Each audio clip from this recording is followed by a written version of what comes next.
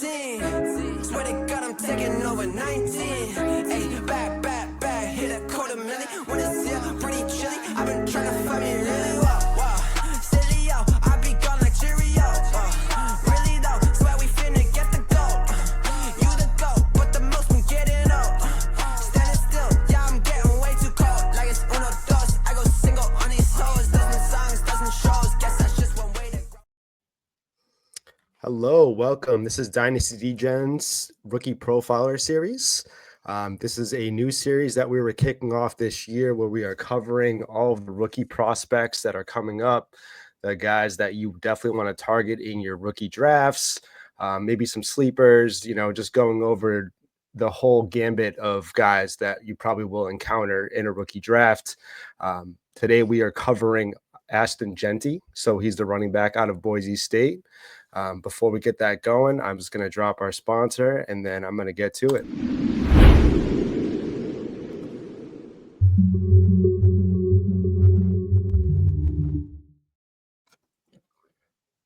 All right, guys, how we doing? Today I'm joined by a fantasy analyst from Draft Sharks. He's all over the space, somebody that I have encountered quite a bit. Finally get to pod with him, which I'm excited about. This is Shane P. Hallam, Shane P. Hallam over on X. Shane, how you doing today, brother? I'm good. Thanks for bringing me in. No, it's exciting to be talking, prospects at this time of year and getting to do Ashton Jeanty. It's like a dream come true, right? That he's kind of the easy one of the group, and so I'm excited to dig in though. Yeah. I was talking to you backstage about how nobody's really covering this guy because everyone just feels like he's so safe and there's not much to talk about. So he's overlooked in a lot of analysts and guys that are, just trying to cover rookies. It's just, I get it. Like he feels like a safe prospect and you feel like there's not much that you can talk about, but this is a fun guy, somebody that I've been dying to talk about. And, I'm glad that you picked him. So for this series, we just ask whoever wants to come on and whoever wants to cover, and you chose Jeanty right off the bat, which I love. But let's get into him a little bit. Obviously, he's a little shorter than I think most of the bell cows, but I think that once we get into his profile, that's not really going to matter too much to you. He's 211 pounds, BMI 31.2. His college dominator rating is 43.7. Yards per carry is actually incredible. So 7 as through, obviously 21. I think so his size is a little smaller than you would anticipate, but I think he wears it well, if that makes sense. Like his body is built for a running back. He's very compact. He's short, stout. I think he has good level, so he runs at pad level constantly. His contact balance is what I noticed the most when I look at his tape. He's just very able to take in hits and then keep going. It doesn't go down very easily. He has a good blend of that burst and then long speed, which is pretty rare. Like he can be electric, but keep that going down the line, as opposed to kind of slowing down a little bit or just having that burst in general. But we can talk about the positives all day. Shane, tell me what you like about Jeanty and why you think he's the set and forget it RB1 of this class.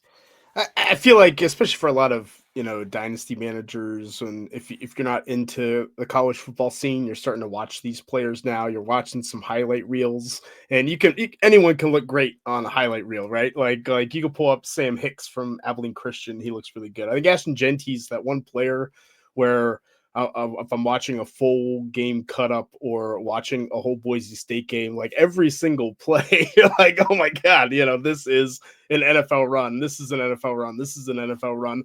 And I mean, watching him against Oregon, probably the second best defense that he played this season, it was like that. I mean, they had no answer for him.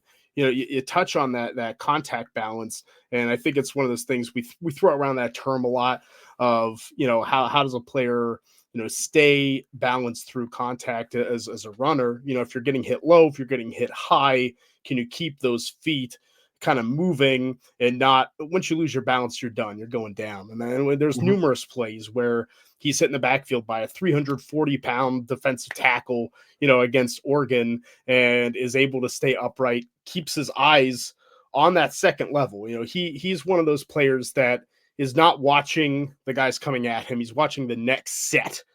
And that, to me, is what Barry Sanders used to do. That's what an elite running back does. Is I'm not worried about who's coming at me now.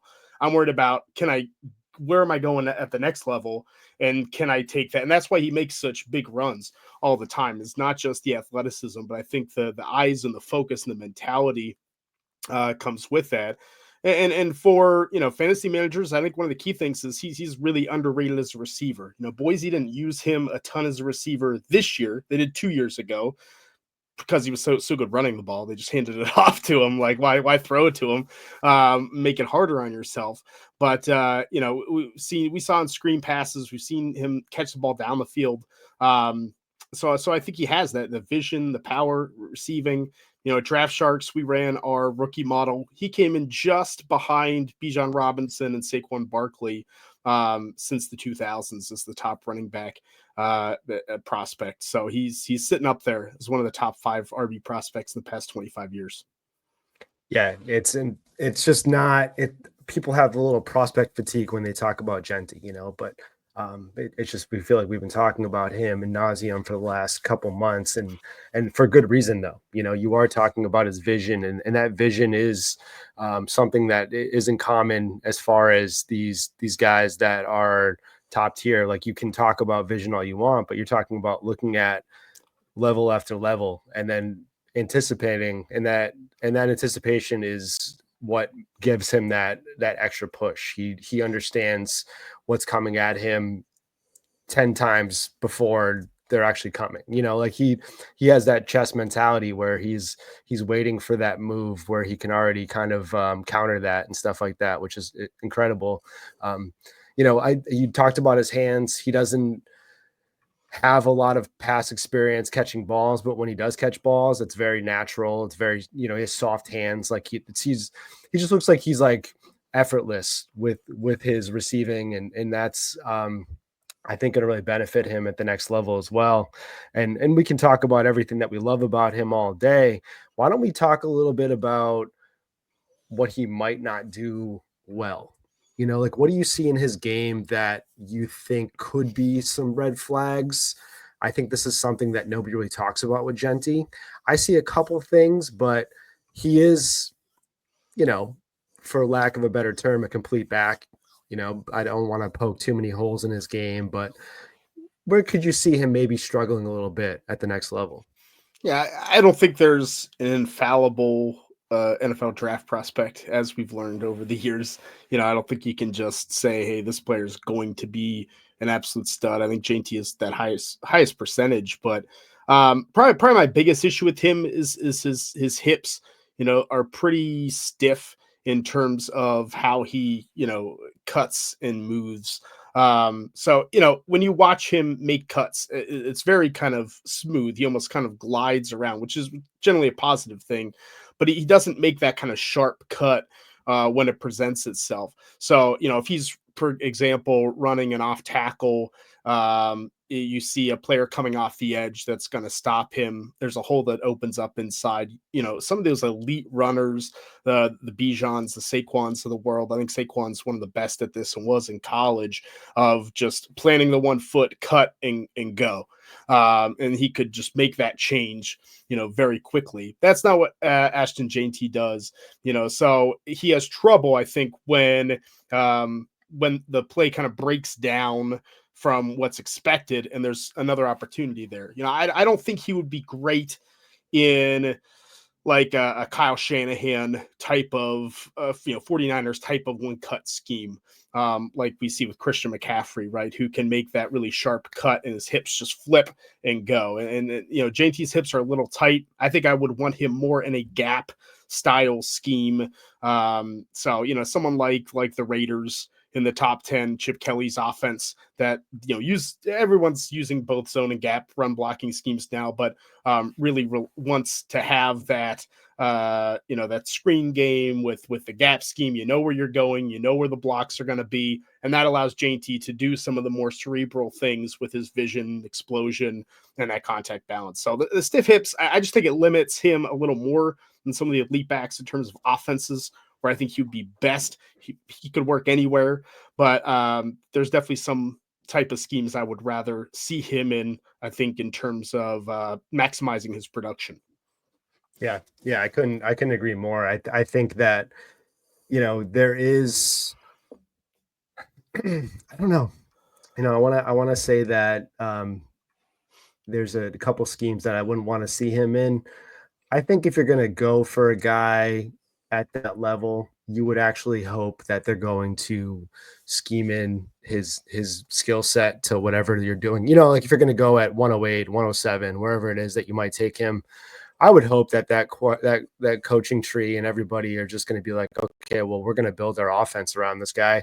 I mean, that's better said than done in most offenses, but I would, that's from a fantasy perspective, that's really what I'm hoping. And we are a fantasy show.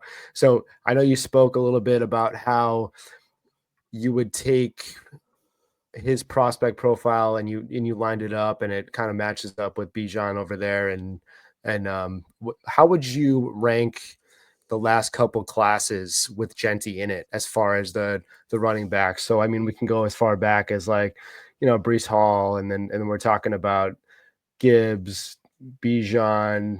Do you have him grouped in there? Like, I would assume maybe at or below Gibbs as far as a player goes. If you think that he has a Gibbs trajectory as far as NFL production, or more closer to like a Breece Hall? It's a good question. I think as a prospect, I'd put him above Gibbs and certainly above Hall. Coming out, you just feel like he's a more complete player, though we've obviously seen both Gibbs and Hall become who we thought they could be, which is great. I think trajectory wise, I think we're probably looking at someone like Breece Hall, maybe like a Bijan, where year one, you see that wherever Jeanty's drafted, you still want to mix in a little bit of a veteran or another young running back. It's not going to be immediately, 300, 400 carries, but the talent is so apparent that we almost have to get there, and you almost have to be that player. I think I'd be surprised if his trajectory looks like Gibbs with like hyper efficiency while sharing the rock. I think Jeanty is going to be a player because of his build. Everyone can see the 5'9" and be like, oh, you can decide which. I like shorter backs. I mean, I'd rather you be under the pads of the defender than above the pads of the defender. Absolutely. Yep. And he reminds me of another Boise first round running back in Doug Martin, who was the muscle hamster was his nickname, right? I mean, just really rocked up and built, but short and stout. So I think you have that kind of player. You're going to want to give him, double digit touches at the very least, maybe upwards of 20 a game when all's said and done. And I think that's going to mirror more of what we kind of saw with Bijan. Take a little bit of time, take a year to kind of get in there, but really take off after that. Yeah, and you do talk about his height a little bit, and he is durable. He doesn't miss games, he doesn't miss plays. He is a workhorse as far as that's concerned. Do you have any concern about his workload that he's seen and that translating in the NFL, or is that just not something that you worry about? It's not something that I have reason to worry about. I mean, early, his kind of first year, he split with George Hallam there, who had been pretty productive himself. And he was just like too good to keep off the field. So by year two, he ended up with 220 carries, even still splitting a little bit. So I'm not overly concerned. Obviously, we haven't seen, and we really don't at the college level anymore, see that back that's carrying the ball for 400 times or, with the extended season anymore. It happens, but even then, you start to get into I feel like, let me say this. I feel like Jeanty is the perfect middle of the road, right? Sometimes we have too many carries to a guy. We're like, he's gotten a lot of carries, taken a lot of hits. And if he's never been the guy, then we're worried about, can he do it? I think Jeanty is the good middle level where like he was kind of the workhorse this year. We saw it for a year. I think we feel comfortable with it, but he hasn't had a career just getting beat up again and again. And he's played through small injuries. To me, that's also kind of the best circumstance. Like if a guy's never been hurt, then I'm like, well, what happens if he gets dinged up? Do we know? But we've had Jeanty, leave games with an elbow here or a knee here and come back or play the next week. To me, that's kind of the ideal scenario, that he's someone that can play through minor injuries and hasn't had that kind of big one that really could limit any type of athleticism that he has. Yeah, and then that's a testament to his skill set, where he is explosive, he is anticipatory, and he doesn't take massive hits. We're not seeing him, get unloaded constantly game after game. And maybe that is a little bit to do with the competition, but not necessarily. I think it's more about how he can, avoid hits. He's understanding of what the defenders are doing, and he's able to, at least when he does take a hit, he knows he's going to get hit. He doesn't get that surprise, like bang up hit, and he doesn't. You don't see him necessarily taking on the abuse that you would assume a running back would take with the amount of workload that he has, at least last year, for example. Go ahead. I'll say, you mentioned level of competition. I think it's the other criticism that people lay out there, right? It's like, well, he played at Boise State, right? Why is he not at Texas? Why is he not at Ohio State? And it's just kind of a weird circumstance of, he was a 4-star recruit, but started his high school career in Italy. His father is in the Navy. Literally, his home games were played inside a volcano in Italy. Like that is where he played high school football until he moved to Texas and was with a 5A program, and by that point, teams that had already, their recruiting classes were done, so he got one Power 5 offer from Cal, and Boise State had just put Alexander Madison, Jeremy McNichols in the NFL, right? So like, that's where I'd want to go too. And he carried him to a playoff and a bye week and beat up on Oregon. Like, I don't know. I don't think that's a concern that I have, that I know has been brought up for a lot of people that have gone the other way on him. Yeah. I don't always have that concern when it comes to guys. Like, I think Jeanty, like I was kind of familiar with his backstory there, but I had no idea he was playing inside a volcano throughout his early times as a football player, which is pretty cool. But yeah, I don't know. He translates, and you can try to find the little holes, and you can, like we were talking about, go in on the negative side of Jeanty, but he's a hard prospect to do that with. He is, like, we talk about hips and maybe the competition, but ultimately he feels as safe can be. Do you feel good where he is in rookie drafts? Like, he's projected as the 101 in this class. Do you feel good about that? Because I'm always against taking a running back that early. Like, I know that you could have taken guys like Brees and Bijan 101, but we're seeing some shifts, like we do see these guys ebb and flow, as opposed to the quarterbacks and even some of the wide receivers that stay the same almost year in, year out when it comes to their value in Dynasty. So do you still feel good taking him 101 safely? I do. I think he's the clear 101. I think you have to weigh year to year what each position class looks like. And this is an amazing running back class and he's the best of the best and going to be a top 10 pick. And wide receiver wise, I know, Tet McMillan has kind of been the guy that we've latched onto, but may not be the first wide receiver taken, may not be the second wide receiver taken in the NFL draft. I think there's a lot more concern about these wide receivers this year than in the past. If we had a top 10, if Marvin Harrison Jr. was in this class, and I know he had a disappointing rookie year, put that aside, Malik Neighbors, whoever you want to say, I'd take them 101, right? I mean, I think that's Mhm. where you're like, okay, we have an elite receiver, we have an elite running back. I'll lean receiver here. I don't think we have an elite receiver, but you have an elite running back that should provide you with PPR value. I think he's the 101. Even in super flex, I would feel more comfortable with him than Cam Ward at this point. And I think you lock in a solid value where the floor is pretty high and the ceiling is even higher.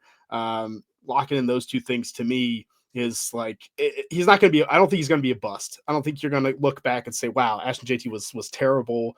What happened?" Unless it's an injury situation, I don't think it's going to happen.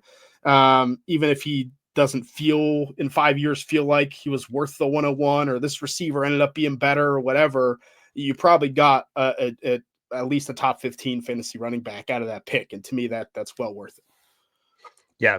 I mean, I get a lot of that day to day when it's in the Discord talking about if you're a quarterback needy team, would you take Cam Ward over Jeanty? And I can't do it. I mean, I could definitely tear back a little bit if I needed to, but I'm not gonna by value terms take over. And I think Jeanty is going to be a set it forget it guy. And even if he doesn't touch the fields, that value is only going to increase up until that point anyway. So you can't play like that.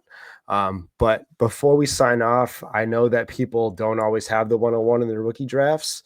If you did want to get a share of Jeanty without doing that, you could always log into Fast Draft. I'm going to kick it over to Podfather for one moment. He's going to tell you exactly how that Rookie. It's all about rookie talk in fantasy football right now. So why not go use all that knowledge to do something other than a mock draft? Chris Jimino won $8,000 with just 2 teams last year, and each draft took 5 minutes. That's pretty good ROI. You can start doing rookie drafts for money today on Fast Draft. The Origins tournament is live. It is the place to go and monetize your knowledge of rookies and use your favorite player profiler host promo code for a $25 deposit match. Now let's go start drafting faster. All right. Yeah. So if you go over to Fast Draft, you can log in there. And if you sign up, you can use our promo code DEGENS. So capital DEGENS. And you can get a $25 match in there. But to kick it back over to Jeanty, Shane, I greatly appreciate you, man. I wish that we had longer times and bigger podcasts. I know you're going on vacation soon and you're going to head over to Disney. But when you get back, I'd love to catch up with you and talk a little more about Dynasty and get you on another show at some point in time. Yeah, absolutely, man. It's always a blast. And, at Draft Sharks, we just launched our free rookie guide. So if you're into the rookies for Dynasty, you can go over to draftsharks.com, get it for free. Might as well. Nice. Can't hurt.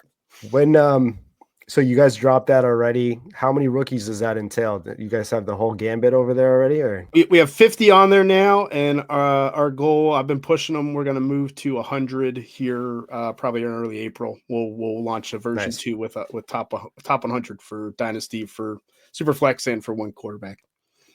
Awesome. And do you have any other content that you have coming up that you want to push besides that? Do you have anything that you guys are cooking over there? Yeah, we're doing rookie profiles. I did Ashton Jeanty's profile on the site, so we actually do a full film breakdown with clips and breaking down the film and not just like here's what he's good at, but actually showing you plays. Me and Kevin English, our other kind of rookie guy over there. So we're going to be putting up at least 25 full rookie scouting reports, and we're probably going to be shooting for more like 35. Before the draft or soon after. So you can go head over to draftsharks.com. You can check all those out. Awesome, man. Well, as always, I appreciate you. I appreciate you guys joining us today. If you're not following Shane over there, so Shane P. Hallam on X. I want to say Hallam all the time, and I'm sorry for wanting to do that. But yeah, catch us next week. I think we are going to be covering Travion Henderson, so that should be a good one. But all right, guys, thank you.